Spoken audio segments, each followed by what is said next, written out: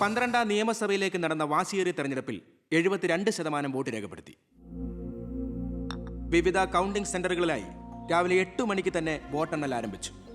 ആകെയുള്ള 140 സീറ്റുകളിൽ ഫലമറിഞ്ഞ 120 മണ്ഡലങ്ങളിൽ KDF 61, ജനപക്ഷ മുന്നണി 59 സീറ്റ് നേടിയിട്ടുണ്ട്. കേരളത്തിലെ മുന്നണി സമവാക്യങ്ങളെ അട്ടിമറിക്കാൻ പോകുന്ന പുതിയൊരു രാഷ്ട്രീയ ധ്രുവീകരണത്തിനുള്ള സാധ്യതയാണ് ഇപ്പോൾ നമ്മുടെ മുന്നിലുള്ളത്. ഒരുപക്ഷേ കേരളത്തിലെ അടുത്ത മന്ത്രിസഭ ഒരു തൂക്ക് മന്ത്രിസഭയായിരിക്കും. ഹലോ, എണ്ണിത്തീരാറായോ?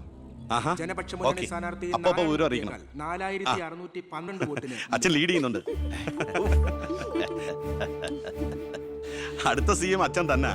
ഇപ്പോൾ കിട്ടിയ വാർത്ത, പുതുശ്ശേരി മണ്ഡലത്തിൽ KDF സ്ഥാനാർത്ഥി തൊമ്മൻ ചാക്കോ 4000 വോട്ടുകൾക്ക് വിജയിച്ചു. ഇത്തവണയും ഭരണം ലഭിച്ചാൽ KDF-ൽ മുഖ്യമന്ത്രിയാകാൻ സാധ്യതയുള്ള ആളാണ് തൊമ്മൻ ചാക്കോ. വയനാട് ജില്ലയിലെ സംവരണ സീറ്റിൽ KDF സ്ഥാനാർത്ഥിയും ആദിവാസി നേതാവുമായ ശ്രീ പൊറ്റക്കുഴി ചെല്ലപ്പൻ തെരഞ്ഞെടുക്കപ്പെട്ടു. ഇപ്പോൾ കിട്ടിയ വാർത്ത, ചിറ്റാരിക്കര മണ്ഡലത്തിലെ വോട്ടെണ്ണൽ പൂർത്തിയായി. സംസ്ഥാനം ഏറെ ഉറ്റുനോക്കിയ മണ്ഡലമായിരുന്നു ചിറ്റാരിക്കര. മുൻ മന്ത്രിയും KDF സ്ഥാനാർത്ഥിയുമായ ശ്രീ ബാലഗംഗാധര മേനോൻ മുന്നിട്ട് നിന്നിരുന്നുവെങ്കിലും ഇപ്പോൾ 3ാം സ്ഥാനത്തേക്ക് പിന്തള്ളപ്പെട്ടു. ഇരു മുന്നണികളെയും പരാജയപ്പെടുത്തി സ്വതന്ത്ര സ്ഥാനാർത്ഥി B. കൃഷ്ണകുമാർ വിജയിച്ചിരിക്കുന്നു. KDF-ന്റെ സജീവ പ്രവർത്തകനും യൂത്ത് വിങ്ങിന്റെ ജില്ലാ സെക്രട്ടറിയുമായിരുന്ന കൃഷ്ണകുമാർ തെരഞ്ഞെടുപ്പ് പ്രഖ്യാപന വേളയിലാണ് രാഷ്ട്രീയ അഭിപ്രായ ഭിന്നതയെ ചൊല്ലി സ്വതന്ത്രനായി മത്സരിക്കാൻ തീരുമാനിച്ചത്.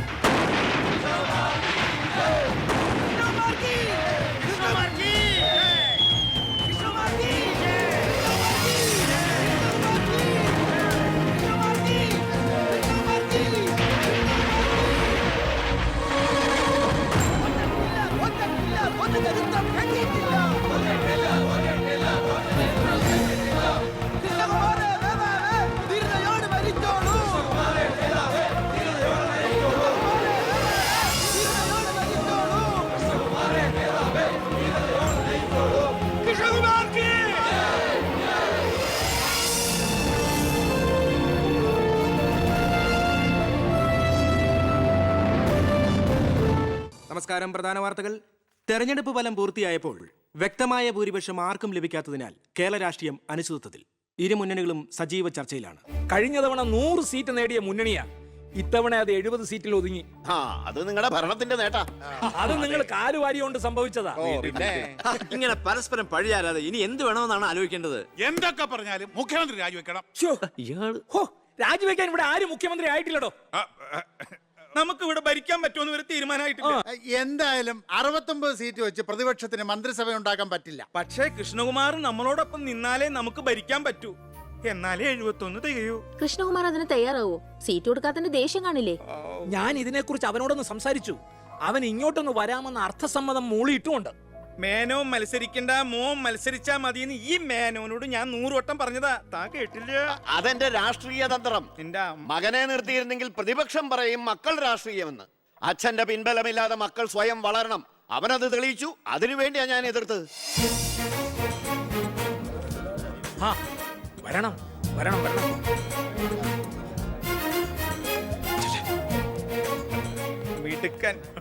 മിടുക്കൻ. എന്നോട് പിണക്കൊന്നും ഇല്ലല്ലോ. എന്തിന്? ഇത് പൊളിറ്റിക്സ് അല്ലേ? ഇവിടെ വേണ്ടത് സ്പോർട്സ്മാൻ സ്പിരിറ്റ് അല്ലേ? നീ ഇരിക്കടാ. അങ്ങോട്ടിരിക്കേ. വേണ്ട സാർ. കൃഷ്ണകുമാറിന്റെ പിന്തുണ ഞങ്ങൾക്ക് പ്രതീക്ഷിക്കാമല്ലോ അല്ലേ? ഞാൻ പിന്തുണച്ചാലേ KDF-ന് മന്ത്രിസഭ ഉണ്ടാക്കാൻ സാധിക്കുമെന്ന് എനിക്ക് നന്നായിട്ട് അറിയാം. ചെറുപ്പം മുതൽ പ്രവർത്തിച്ചു പോന്ന പ്രസ്ഥാനത്തിന്റെ കൂടെ നിൽക്കാൻ എനിക്ക് സന്തോഷമേ ഉള്ളൂ.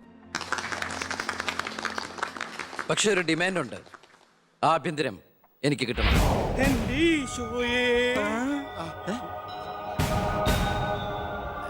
ഞാൻ ആ കാര്യം പറയാനിരിക്കായിരുന്നു. Home minister ആകാനോ? അത് നടപ്പില്ല. മന്ത്രി ആകണമെങ്കിലേ വകുപ്പിനെ കുറിച്ച് അറിയണം, പ്രവൃത്തി വരികയോ വേണം. ആരതൊക്കെ പഠിച്ചിട്ട് ഇവിടെ മന്ത്രിയാണത്? ദിവാരേട്ടൻ ഗതാഗത മന്ത്രിയായിട്ട് ഇരുന്നിട്ടില്ലേ? പണ്ടങ്ങോ ബസ്സിൽ കയറിയതാണോ പ്രവൃത്തി പരിചയം? വണ്ടി ഓടിക്കാൻ അറിയോ ദിവാരേട്ടന്? വേണ്ട. ആക്സിലേറ്റർ, ക്ലച്ചും ബ്രേക്കും തിരിച്ചറിയോ? ഇല്ല. ദായിരിക്കണേ കിഴിപ്പുള്ളി സാറ്. പണ്ട് വിദ്യുച്ഛക്തി വകുപ്പ് കൈകാര്യം ചെയ്തിരുന്ന ആളല്ലേ? ഒന്ന് ചോദിച്ചോട്ടെ, ഈ വിദ്യുച്ഛക്തി എങ്ങനെ ഉണ്ടാക്കുന്നേ? അത് വെള്ളത്തിന്ന്. ആണോ? പിന്നെന്താ വെള്ളത്തിൽ തൊട്ട ഷോക്ക് അടിക്കാത്ത? അതൊക്കെ എന്തിനാ നമ്മൾ അറിയുന്നേ? സ്വിച്ച് ഇട്ടാ കറണ്ട് വരുന്നുണ്ടോ? അത് മാത്രം അറിഞ്ഞാ മതി. അതറിയില്ല. യവൻ പറയുന്നതിലും കാര്യമുണ്ടെന്നേ. പിന്നെന്താ ഷോക്ക് അടിക്കാത്ത? നമ്മളെന്തിനാ വല്ലവന്റെയും കാര്യം ആലോചിച്ച് തല ഉണ്ടാക്കുന്നേ? ഏതൊരു ജോലിക്കുണ്ട് യോഗ്യത ടെസ്റ്റ്. സത്യത്തിൽ മന്ത്രിയാകാനും വേണം ഒരു പരീക്ഷ. ഈ IAS IPS ഒക്കെ പോലെ IIPS, Indian institute of political science, അത് പഠിക്കണം. അല്ലെങ്കിൽ വേണ്ട.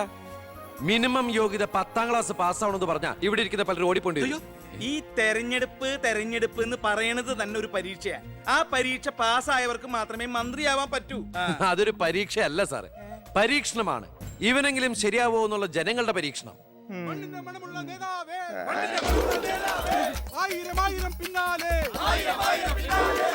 മതി, ഇനി നിങ്ങൾ ഇവിടുന്ന് ജൈവിച്ചോ. ഞാൻ പറയാതെ ആരും നിർത്തരുത്. മണമുള്ള നേതാവേ, ആയിരം ആയിരം പിന്നാലെ. എന്തിനാ ഇങ്ങനെ ഓരോന്നിനെ സൃഷ്ടിക്കണേ? അപ്പൊ സാറേ, എന്റെ കക്ഷി മത്സരിച്ച 3 സീറ്റിലും ഞങ്ങൾ വിജയം കണ്ടെത്തി കഴിഞ്ഞു. ഇവരുന്ന മന്ത്രിസഭയിൽ ആഭ്യന്തരം തന്നെ പിടിക്കാനാണ് എന്റെ തീരുമാനം. എങ്കിലും ഞാൻ ഇറങ്ങാണ്. അയ്യോ, പോകല്ലേ, നമുക്ക് ചർച്ച ചെയ്യാം. എന്റെ തീരുമാനത്തിൽ മാറ്റൂല. ഇല്ലെങ്കിൽ വീണ്ടും ഒരു ഇലക്ഷൻ നേരിടാൻ അല്ല, തയ്യാറല്ല. ഞാൻ പറയുന്നു കേക്ക്. തിരക്ക് വേണ്ട, നിങ്ങൾ സമയമെടുത്ത് ആലോചിച്ചിട്ട് മതി. അവൻ പറഞ്ഞതിൽ ഒരു തെറ്റുമില്ല. ആഭ്യന്തരം അവന് തന്നെ കൊടുക്കണം. ആഭ്യന്തരം വിട്ടിട്ട് കാലിരിക്കില്ല. അഭ്യന്തരം എന്ന് പറയാൻ തനിക്ക് എന്ത് യോഗ്യതയാണോ ഉള്ളത്? മന്ത്രിസഭ ഉണ്ടാക്കാൻ അവൻ വേണം. കൃഷ്ണകുമാർ, തനിക്കറിയോ? എന്നെ ഒന്നും വന്നേ. അവൻ പിണങ്ങിപ്പോയതാണോ? കാര്യം കാണാൻ കഴുതക്കാരും പിടിക്കണം. ഞാൻ ആരുടെ കാല് പിടിക്കണം പറഞ്ഞേ? തന്റെ കാല് പിടിക്കണോ? തന്റെ മോന്റെ കാല് പിടിക്കണോ? ഞാൻ ആരുടെയും പിടിക്കാൻ തയ്യാറാ. ഒന്നുകൂടെ ആലോചിച്ചിട്ട് പോരെ പക്വതയില്ലാത്ത ഒരുത്തന്റെ കയ്യിൽ ആഭ്യന്തരം കൊടുക്കാൻ. അവന്റെ പിറകിൽ ഞാനില്ലടോ. അവനെ മുന്നിൽ നിർത്തി ഞാൻ ഭരിക്കും. ആരൊക്കെ എന്തൊക്കെ പറഞ്ഞാലും ആഭ്യന്തരം ഞാൻ വിട്ടു തരില്ല. തനിക്ക് കൈയിട്ട് വരാൻ പറ്റിയ ഒരു വകുപ്പ് തന്നാ പോരെ? തരാം. എങ്കിൽ വനം മതി. നമുക്ക് സാവധാനം വെളുപ്പിച്ചെടുക്കാം. അതിന് യോഗ്യതയിലൊന്നും മാത്രം ആരും പറയരുത്. കാരണം ഞാൻ കാടിന്റെ മകനാണ്. കൃഷ്ണകുമാറായ ഞാൻ നിയമം വഴി സ്ഥാപിതമായ ഭാരതത്തിന്റെ ഭരണഘടനയോട് ഒരു മന്ത്രി എന്ന നിലയിൽ എന്റെ കർത്തവ്യങ്ങൾ വിശ്വസ്തയോടെ മനസാക്ഷിയെ മുൻനിർത്തി നിർവഹിക്കുമെന്നും ബി കൃഷ്ണകുമാർ ആഭ്യന്തരമന്ത്രിയായി സത്യപ്രതിജ്ഞ ചെയ്ത് അധികാരമേറ്റു. ഗവർണർ നരേന്ദ്ര ഷെറാവത്ത് സത്യവാചകം ചൊല്ലിക്കൊടുത്തു. തൊമ്മൻ ചാക്കോ മന്ത്രിസഭയിലെ ഏറ്റവും പ്രായം കുറഞ്ഞ മന്ത്രിയാണ് ബി കൃഷ്ണകുമാർ.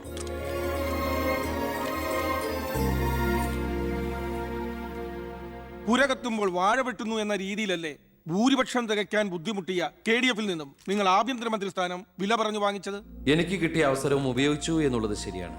അത് പക്ഷേ എന്റെയും കുടുംബത്തിന്റെയും സാമ്പത്തിക ഭദ്രത അരക്കെട്ടുറപ്പിക്കാനോ അധികാര ദുർവിനിയോഗത്തിനോ അല്ല, മറിച്ച് എനിക്ക് കിട്ടിയ ഈ അധികാരം ജനനന്മയ്ക്കായി വിവേകത്തോടെ ഉപയോഗിക്കാനാണ്. അച്ഛനെതിരെ മത്സരിച്ചപ്പോഴുണ്ടായ മാനസികാവസ്ഥ? ഞാൻ അച്ഛനെതിരായിട്ടല്ല, അച്ഛന്റെ രാഷ്ട്രീയ നയങ്ങൾക്കെതിരെയാണ് മത്സരിച്ചത്. രാഷ്ട്രീയം വ്യക്തിനിഷ്ഠമല്ല. അച്ഛനെ തോൽപ്പിച്ചപ്പോൾ എന്തു തോന്നി?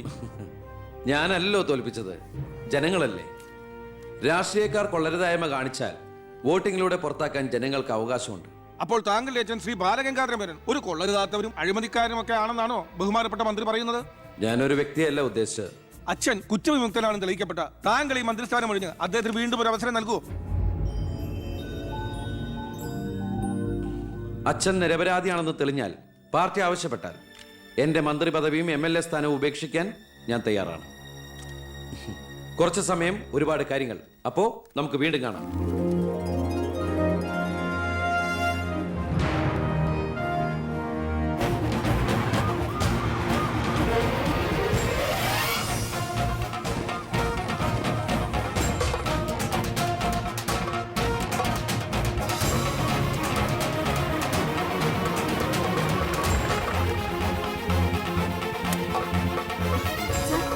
സോറി, ആവശ്യത്തിലേറെ ചോദ്യങ്ങൾക്കുള്ള ഉത്തരം ഞാൻ പറഞ്ഞു കഴിഞ്ഞു. ഇനിയും ആവർത്തിച്ചാൽ വെറും വാചക കസർത്ത് നടത്തുന്ന ഒരു ഹോമിൻസ്റ്റായി പോകും ഞാൻ. പ്ലീസ് പ്രവർത്തിച്ച് കാണിക്കാനുള്ള സാവകാശം തരൂ. അപ്പൊ പിന്നെ കാണാം.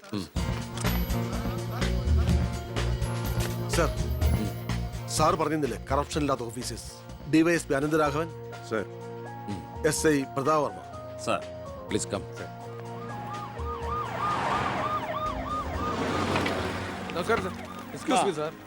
ഈ മന്ത്രിസഭ കാലാവധി പൂർത്തിയാക്കും. ക്യാബിനറ്റ് മീറ്റിംഗ് കഴിഞ്ഞിട്ട് പറയാം. 5 കൊല്ലം ഞാൻ ഇവിടെ ഉണ്ട്. മീറ്റിംഗ് കഴിഞ്ഞിട്ട് പറയാന്ന് പറഞ്ഞില്ലേ? എന്റെ പേഴ്സണൽ പ്രൊട്ടക്ഷൻ വിങ് എന്ന പേരിൽ സാറും സാറിന്റെ ഗ്രൂപ്പും എന്നോടൊപ്പം ഉണ്ടാവണം സർ. അത് പക്ഷെ എന്നെ പ്രൊട്ടക്ട് ചെയ്യാൻ വേണ്ടിയിട്ടല്ല, ഈ നാടിനെ പ്രൊട്ടക്ട് ചെയ്യാൻ എനിക്ക് നിങ്ങൾ ആവശ്യമാണ്. എന്നെക്കാൾ ഉയർന്ന റാങ്കുള്ള എനിക്ക് കമ്മ്യൂണിക്കേറ്റ് ചെയ്യാൻ എളുപ്പം സാറുമായിട്ട്. പണ്ട് ലാത്തി ചാർജുകൾക്കിടയിൽ സാർ പലവട്ടം എന്നെ ലാത്തിയുമായിട്ട് പരിചയപ്പെട്ടിട്ടില്ലേ സാർ? അതല്ല സാർ, പിന്നെന്താ സാർ? ഒരു റിക്വസ്റ്റ് ഉണ്ട്. യെസ്. സാർ ഇനി എന്നെ സാറേന്ന് വിളിക്കരുത്. ഒരു മന്ത്രിയായെന്ന് കരുതി പെട്ടെന്ന് അപ്പനെ കയറി അവസരപ്പെട്ടാന്ന് വിളിക്കാൻ പറ്റുമോ? ഞാൻ സാറേന്ന് വിളിച്ച് ശീലിച്ചു പോയി. നാവ് അങ്ങനെ വഴങ്ങും സാറേ. ഗുഡ് മോർണിംഗ് ആ അയ്യർ സാർ, സർ. ഇവരുടെ പുതിയ പോസ്റ്റിംഗിന്റെ കാര്യം ഞാൻ ഡിജിയോട് ഇൻഫോം ചെയ്തിട്ടുണ്ട്. Please take necessary steps. Okay, sir. Okay. Sure, sir. Hello, ഞാൻ പൗത്രനാ. നിന്റെ സത്യപ്രതിജ്ഞ ഞാൻ ടി വിയിൽ കണ്ടു. ഒരു യുവാവ് ഹോം മിനിസ്റ്റർ ആയിട്ട് നീ ശരിക്കും ഷൈൻ ചെയ്ത് കേട്ടോ. ആരുടെയെങ്കിലും മുമ്പിൽ ഷൈൻ ചെയ്യണമെന്ന ഉദ്ദേശത്തോടെയല്ല ഞാൻ മന്ത്രിയായത്. ആ പിന്നെ ഞാൻ നിന്റെ പെങ്ങടെ പേരിൽ ഒരു എസ്റ്റേറ്റ് വാങ്ങിയില്ലായിരുന്നോ? ആ ഇവിടെ ഇപ്പൊ തേങ്ങയിടിയിൽ നടക്കുക. ഈ ഏരിയയിൽ കള്ളന്മാരുടെ ഭയങ്കര ശല്യമെന്നാണ് നാട്ടുകാർ പറയുന്നത്. നീ ഒരു 10-20 പോലീസുകാരെ ഇങ്ങോട്ട് ഏർപ്പാടാക്കണം. അവര് നിക്കട്ടെന്ന് കാവലിന്. അളിയന്റെ തേങ്ങയ്ക്ക് പ്രൊട്ടക്ഷൻ തരാനുള്ളതല്ല കേരള പോലീസ്. അവർക്ക് വേറെ ജോലിയുണ്ട്. മിസ്റ്റർ പവിത്രന് വേറെ എന്തെങ്കിലും പറയാനുണ്ടോ?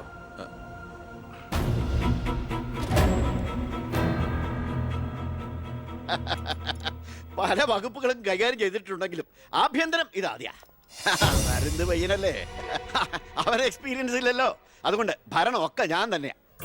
ആയിക്കോട്ടെ. ഓ, വിളിയോട് വിളി. അത് പിന്നെ വിളിക്കാതിരിക്കൂ. ആ. സാറിന്റെ ലഗ്നം അപാരം. ഇനി അങ്ങോട്ട് ശുക്രദേശയാ. തട്ട് ചെണ്ടയ്ക്കും ഓ തുട്ടുപാരാർക്കും. അങ്ങനെ. ഞാൻ ഉദ്ദേശിച്ചത് മന്ത്രിയായതിന്റെ ചെണ്ടോട്ടും ആഘോഷവും ഇരിക്കടാ. ഇരിക്കേ. അച്ഛാ ഒരു മിനിറ്റ്. അനുഗ്രഹം മേടിക്കാനായിരിക്കും. ഓ, ചെന്നേ, ചെന്നേ. ആയിക്കോട്ടെ ആയിക്കോട്ടെ. ആ. ഈശോയെ. അച്ഛൻ അവിടെ ഇരിക്കേ. ഇത് മന്ത്രിയുടെ കസേരയല്ലേ? ഇവിടെ ഇരിക്കേണ്ട ഞാൻ ഇവിടെ ഇരുന്നില്ലെങ്കിൽ അവിടെ പട്ടി കയറി ഇരുന്ന് ഇറങ്ങി. ഞാൻ ഉദ്ദേശിച്ചത് ഒരു ബനാന ടോക്കാണ്. പഴഞ്ചൊല്ല് ഷോ കയ്യിൽ നിന്ന് പോയി. ഉണ്ടായിരുന്നു. അച്ഛൻ ഒരുപാട് കൊല്ലായിട്ട് ഈ നാടിനു വേണ്ടി കഷ്ടപ്പെടുന്നതല്ലേ? ഇനി കുറച്ചു കാലം റെസ്റ്റ് എടുക്ക്. നമുക്ക് ആരോഗ്യമൊക്കെ ഒന്ന് നോക്കണ്ടേ? അതെ അതെ, മകൻ ഇവിടെ ഹോം മിനിസ്റ്റർ ആകട്ടെ, അച്ഛൻ ഇനി കുറച്ച് നാള് ഹോമിലെ മിനിസ്റ്റർ ആകട്ടെ. വേണ്ടല്ലേ? ആ അമ്മേ, ഞാൻ ഓഫീസിൽ എത്തിയുള്ളൂ. പിന്നെ അച്ഛൻ അങ്ങോട്ട് വരുന്നുണ്ട്. ആ കുറച്ചു കാലം അവിടെ കാണും. സന്തോഷായില്ലേ? അച്ഛന് ഇഷ്ടപ്പെട്ട ആഹാരങ്ങളൊക്കെ ഉണ്ടാക്കി കൊടുക്കണം. പാലടയും പ്രഥമനൊക്കെ ആയിക്കോട്ടെ. വേണമെങ്കിൽ വീട്ടിലൊരു ATM കൗണ്ടർ ഞങ്ങൾ ഏർപ്പാടാക്കി തരാം. ATM? അതെ, എനി ടൈം മദ്യം. ചുമ്മാ അടിച്ച് വീലായിട്ട് വാള് വെച്ചോട്ടെ സാർ. ഇനിയിപ്പോ ആര് ചോദിക്കാൻ? എന്തിനാ സാർ എന്ന് സമയം കളയുന്നത്? ഇപ്പൊ പോയ സന്ധിക്കുമ്പോ വീട്ടിലെത്താം. ഇവിടെ ഞങ്ങൾക്ക് 100 കൂട്ടം പണികളുണ്ടെന്നേ. അച്ഛനോട് നിന്നാലേ നമ്മുടെ പണി നടക്കത്തില്ല. ഓ, എന്തൊക്കെ ആഗ്രഹങ്ങളായിരുന്നു. പോകുന്ന പോക്ക് കണ്ടില്ലേ? CPU പോയ കമ്പ്യൂട്ടറിനെ പോലെ. സർ, കളക്ടർ ഗോപിനാഥൻ കാണാൻ വന്നിട്ടുണ്ട്. വെയിറ്റ് ചെയ്യാൻ പറയൂ. കുറെ നേരമായി വെയിറ്റ് ചെയ്യുന്നു സർ. ആ കുറച്ചേരം കൂടി വെയിറ്റ് ടയർ സാറേ. Okay sir. ഇയാൾ ആരാ? സ്വാമിനാഥൻ അയ്യർ, M.Com LLB, എന്റെ PA. അയ്യോ, അപ്പൊ ഞാനോ? താൻ വേറെ 8ാം ക്ലാസ്സും കുസ്തിയില്ല. അപ്പൊ എന്റെ പോസ്റ്റ്? എടോ, നിന്ന നിൽപ്പിൽ മറുകണ്ഠം ചാടിയ തന്നെ ഞാൻ എങ്ങനെ വിശ്വസിക്കാനാ? ഇനി തിരി അങ്ങോട്ട് അവിടെ വിശ്വസിക്കില്ല. അതെന്റെ കുറ്റമല്ല. അപ്പൊ ഞാൻ എന്ത് ചെയ്യും? ആ താനെന്തെങ്കിലും ചെയ്യും.